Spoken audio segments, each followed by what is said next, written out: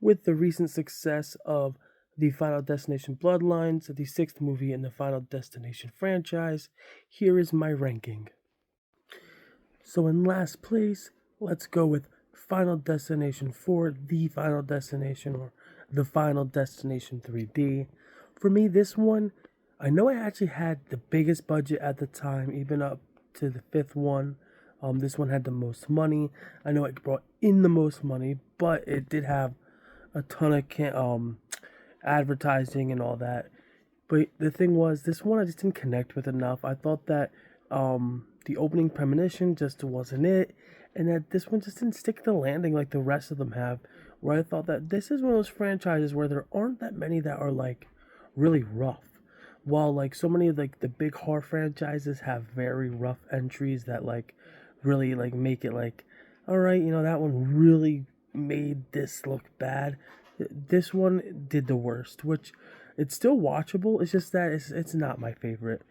Um, but let's see what's next because we have some of the better ones already coming up in this franchise. And coming in fifth place, I'm going with Final Destination Part 5.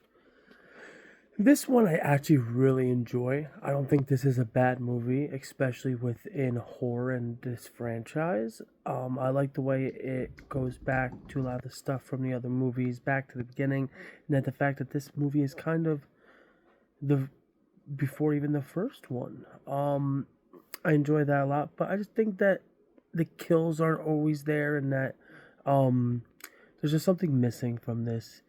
And I remember with how like with the fourth one making some money, and then this one not doing too well.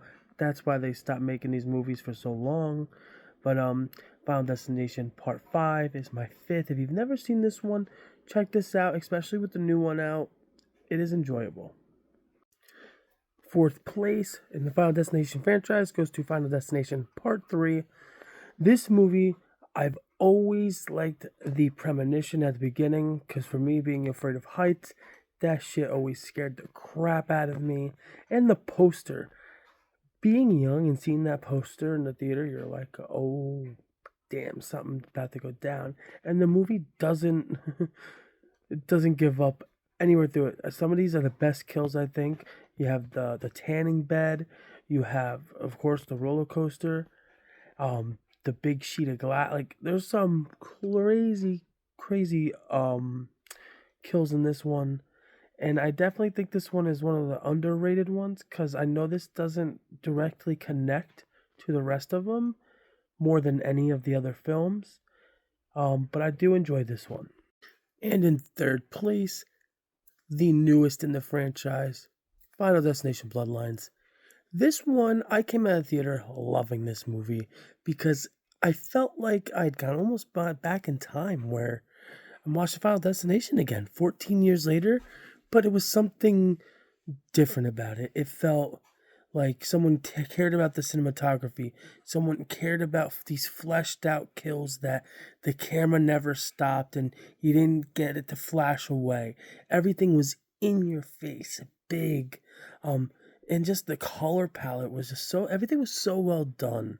The story, the first premonition, it might have been a 30-minute premonition, but it was awesome. Every part of this movie I felt kept me at the edge of my seat right from the beginning, and like you started to really feel for these characters, while in others like part 4, I really didn't care for those characters. In this one, they make you. And then another thing is on the the remembrance of Tony Todd and his big scene in this film had me, I had goosebumps. And then at the end, when they put that little, in memory of Tony Todd, again, goosebumps. It had me in just chills. And this movie did a lot for, I feel, the franchise and for horror. Seeing a movie like this making that much money, 52 mil, in the box office in that first weekend is so big for the horror genre, just in general. And we'll definitely be seeing if we'll get another one of these soon. But Final Destination 3, Bloodlines, number 3. I think it's appropriate Is it great? It's not the top one, but that's more because of nostalgia. Here are my top two coming up.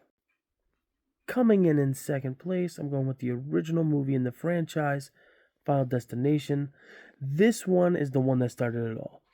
Death is after you if you live, because someone, like in the premonition saw the future. Death is going to come for you anyway. So it's the setup, it's the figuring out where you lie in the family line, or however it is to help you survive. But if not, this movie was the first of like doing the whole idea of showing how death would go about to then get to where he was going to kill you. And it was so different and so needed at that time. But the original premonition with the plane, and at that time in the world, it was so big and it took people by storm.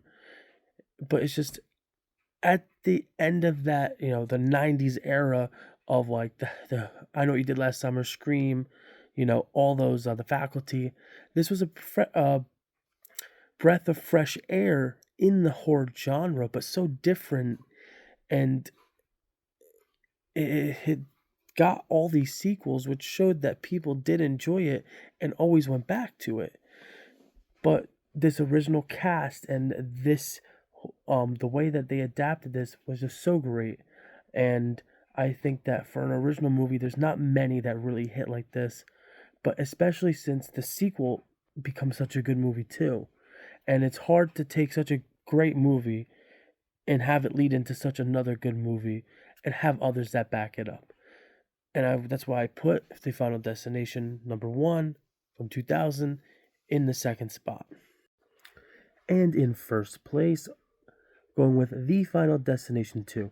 This was one of those movies that really fucked up a whole generation from driving behind log trucks. For me, the main reason this is my top is I grew up in New Jersey, right off of 17. I drive this road every day that is depicted in this movie to get to work. Yes, it might not have been shot directly there. From what I've heard, it's now saying it was shot in Canada, which to me, I feel like a Mandela effect has been in my brain now, because I can remember everyone always telling me that it was filmed right there. But who knows? It is what it is. But I still love this film. I still think for a movie to have that much of an impact on a generation, it's incredible. I think the kills are great. The barbed wire. I'll never go on a ladder coming out of an apartment window ever, because after that kill. But to me, when it comes to the Final Destination movies, it's just so great how well from 1 to 2 it goes. It adds depth and layers to the story, and that first premonition is just, to me, the best of them all. I did enjoy the new one a lot, and I love how Bloodlines gave this series a revamp, kind of like how Scream and Halloween and all these movies have come back, because at the end of the day, remakes are just always going to happen. Remakes have been around for almost 100 years, people. Complaining about them now ain't gonna go nowhere. Originality still exists. Get out to the theater, look at movies, look things up. It exists. And to me, nothing's more original than something like this, where the main character, the main person trying to get shit done is Death. And that's it right there. Death is the guy in charge in these films, no one else. And that's what I love about it, is it kind of is such an easy depiction, but made out to be so much. And that's what I love about the Final Destination movies, is there's so much to pick, and you can watch these movies so many times and still not fully get everything out of them. And that's what's so great. Sitting around with friends, watching these movies, enjoying them, and especially something like Final Destination 2, where you're like, hell no, I ain't ever doing that again. Because let me tell you, if you're driving on the highway near me, or maybe where you are, ain't no one behind no log truck. If you'd enjoyed Final Destination Bloodlines, please let me know your ranking, where you put all these movies. This is my ranking. And if you enjoy this, just let me know. I love doing these. I want to do more. I'll talk to you next time.